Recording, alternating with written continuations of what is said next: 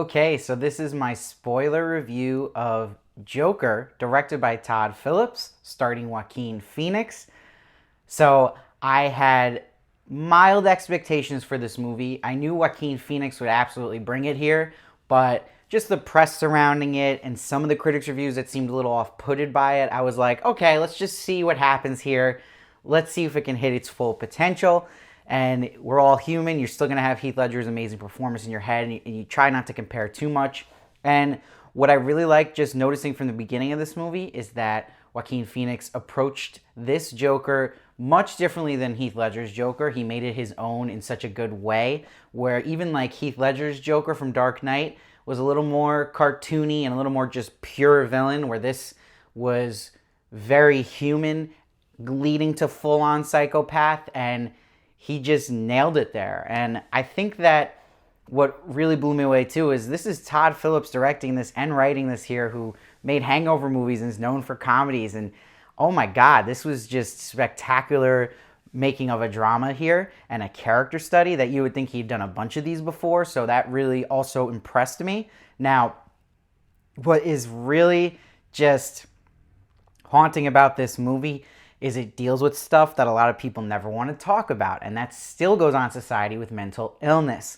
What does this movie do so well? Well, it ties in very relevant topics about mental illness and the lack thereof of care for it, and also for people that are poor and poverty that are sick. So it actually hits both of those really well. And our Joker here, Arthur Fleck, he is a victim of both of those things. But what the movie does so well is it doesn't totally victimize him to make him this sympathetic villain. It just kind of explains where he went from one area to get to the other area at the end on full-on psychopath.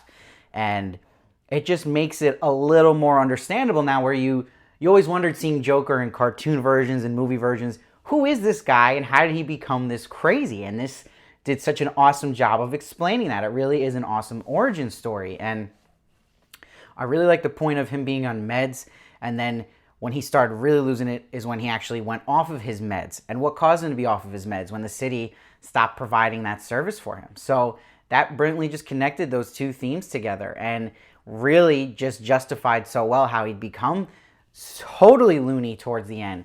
And then adding these twists that I did not expect here, which was the Bruce Wayne tie into the whole Wayne family and his mother, and that he finds out that he was actually adopted and was abused, and that the whole thing was kind of twisted, that, you know, Thomas Wayne was not, you didn't know who to believe, that Thomas Wayne was actually lying that he was adopted, or that he did neglect him as a child he had. And they just did such a brilliant job of really just messing with the Joker's head as it was with your head watching, and then really actually feeling for him at those points.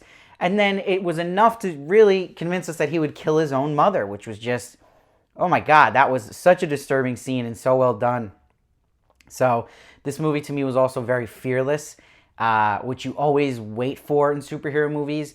As much of a fan I am of Marvel movies in the MCU, they always shy away from really hitting on topics that touch the soul. They keep it very blockbuster, where this really goes deep into the human psyche and the mind. This is more than any classic superhero blockbuster movie. This is an Oscar-worthy movie. This is great writing. This is great acting. This is a great film. So for me, just to be really impressed and satisfied that it hit all those things that you wanted this movie to be. People ask for characters that are villains, you got to go full dark here, and they did. They didn't shy away from that. I would have been more disappointed if they made a safe choice at the end. It didn't get brutal. I mean, when he's just smashing his former coworker's head in the house and stabs his eye with a knife, that was insane and so well done. The gore was amazing, and that goes to when he shoots Robert De Niro in the head. That was just, wow, like just the shock factor of that moment on live TV. That's who the Joker is. This is this madman here, and you have to make it someone really evil towards the end, because that's what you're building up. So people complaining that, like, oh, it's too dark in these times and stuff. This is a villain's movie, so you have to understand that. Don't see it if you don't want to see that, you know? So I think it did a really good job there. And again, just this Arthur Fleck character being someone who's been abandoned by society, he feels, and by, you know, his family, and not having a normal childhood and not getting the proper help for it. So, I mean, Joaquin Phoenix just did so good here. And when he would tap into his anger and this laughing condition that's a real thing, it was just so impressive and made this such a real comic book movie. Like, all this stuff could happen in real life, which is just scary. And that's what makes it so haunting and effective. I think that what's really cool, too, is that they had De Niro in it, clearly, to add to the times to how inspired this was by Scorsese films. And he helped get this movie kind of started here. So, you know, King of Comedy, it's a bunch here referencing that. Just the suit he's wearing, the Joker, towards the end reflects what De Niro was wearing. Having De Niro in the movie, who is the leading King of Comedy, and having, what really worked was having the same thing where, like, you find out he was hallucinating even hanging out with his neighbor, that's the girl, that was his love interest. So they snuck that in really well. I thought that just made complete sense for the character and was awesome, because you see in that apartment scene, she's like, your name's Arthur, right? And then you're like, wait a minute, didn't they go on a date? And they didn't. So really well. So I mean, make sure to watch The King of Comedy if you haven't seen it, because you'll get a lot of more what they were doing here. But what I always worry about when I hear movies inspired by another classic is that they're going to be too attached to it and it's going to be too similar, and then it just feels like they're just ripping ideas. But this did a really good job of just throwing nods to it and getting some inspiration from it, but making it its own, which I was really happy about. And I didn't obsess over the stand-up comedy part, which I appreciate, because that would have been too much like King of Comedy. It had inspirations from Taxi Driver as well. So you see that it was just a really good vision, and they hit it. It comes full circle at the end. You got this whole character transformation from a guy who already was mentally ill to full-on psychopath, and why he would become someone like the Joker. And they just succeeded at that so well with such great themes. So for me, Joaquin Phoenix, Oscar lock here for Best Actor. He must get it. Do not let him get robbed. Please, please, please. Todd Phillips should be clearly nominated for director and for writing. And I really like the score here too. It wasn't invasive. It worked for each scene, and it kind of held back, which I appreciated, because you can really make stuff too campy, especially in these type of movies. If you just pump it up too much, it just was kind of, if it makes sense, the music was a team player here. So, and yeah, shout out to the costume department. Just little things too, with having the makeup dripping and stuff was really something else, because you still saw a lot of emotion even when he's in the clown makeup.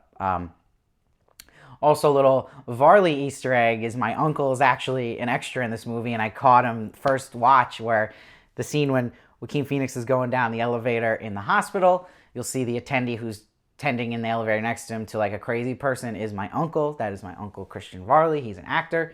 Yeah, so just want to throw that in there too. But I love also at the end that they did not have the Joker be the one who kills Bruce Wayne's parents. They stayed true to that classic tale, but they made it that it was someone else. But it was clearly a result of the Joker's actions, which I liked. I thought that was a little more better to, make it its own kind of story, but at the same time respect the classic story there, where it might just be too attached if it was directly the Joker doing that. So I feel like we might get another Joaquin Phoenix Joker film, not full on him, but him appearing in maybe Robert Pattinson's Batman. But I wouldn't mind if he didn't either, because this was so good that you're almost scared now for him to do it again, because it was just almost perfect here. So again, yeah, sure, I'll be excited, but now I'm like, oh my God, this is just gold. Maybe we should just let it be. So I'm giving this one a 9.8. It is a masterpiece. It is my favorite superhero movie ever made. It will pass Dark Knight on the list for me in that category, because it's just the full-on character story here for a villain, and I've never seen anything like it. So powerful, powerful stuff. Let me know what you thought of it down below. I'd love to hear your thoughts. And please don't be afraid to say anything you felt about it. If you didn't like it, you loved it, you thought it was okay, let me know. It's all just a fair argument here, and everyone be civil with each other. And make sure to subscribe so you don't miss one of my reviews. I do a bunch of movies, TV shows. I also do celebrity interviews as well, so make sure to check that out. I appreciate every subscriber. It really helps. And please follow me at SteveVarley1 on Twitter and Instagram for more of me, and I'll see you next time.